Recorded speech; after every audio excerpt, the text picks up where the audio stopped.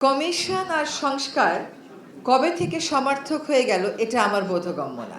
সংস্কার মানেই কমিশন না। আসলে এই দেশে আমূল সংস্কার প্রয়োজন। আমরা যে সংস্কারের দায়িত্ব নিয়েছি আসলে কার্যত 1 বছরের সরকার। প্রথম 4 মাস তো কাজ করারই কোনো উপায় ছিল না, এবং এখন শুরু হয়েছে নির্বাচনী জোয়ার।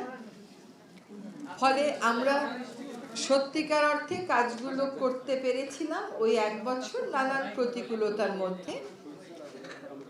এবং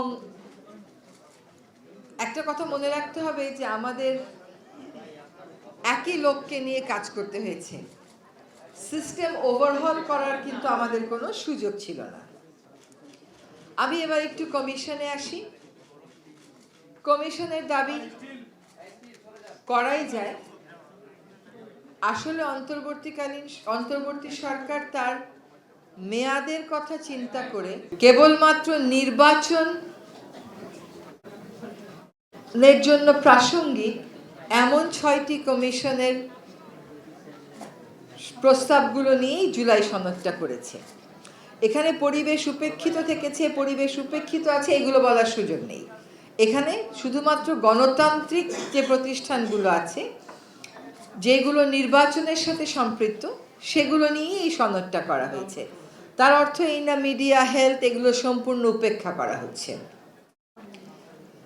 যদি 1 বছরেই সকল সংস্কার হয়ে যেত, তাহলে নির্বাচনী সরকারগুলো 5 বছর করে সময় নেয় কেন? আর কমিশন আর সংস্কার কবে থেকে সমার্থক হয়ে গেল এটা আমার বোধগম্য না। আপনারা যদি দেখেন যে অন্তর্বর্তী সরকার যে কমিশনগুলো গঠন করেছে সেগুলোর বেশি সবকটাই কিন্তু নাগরিক সমাজের প্রতিনিধিদেরকে নিয়ে, সরকারি লোকদেরকে নিয়ে কিন্তু সংস্কার কমিশন হয় নাই। কাজে সরকারি উদ্যোগে না হোক, বেসরকারি উদ্যোগে আপনারা একটা কমিশন করে ফেলান, সমস্যা কোথায়? তো ওখানে সব কমিশনগুলোতে সবাই কিন্তু বেসরকারি লোক ছিল।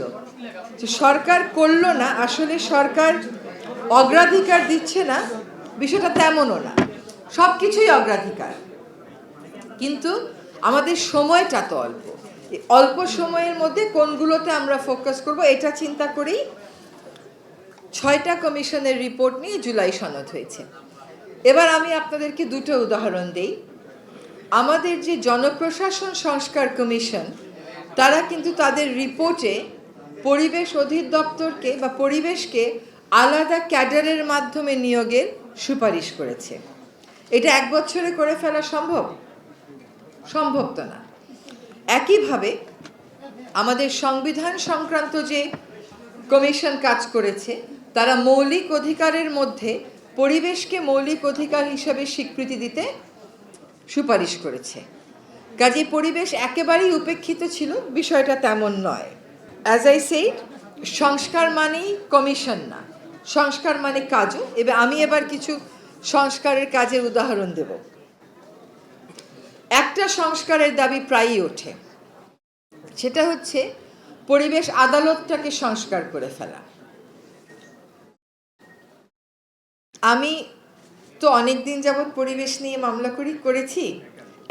একটা কথা একটু আপনাদেরকে বলি, সেটা হচ্ছে যুগ্ম জেলা জজ পর্যায়ে আদালত রেখে এই আদালত সংস্কার করে কোনো লাভ হবে না।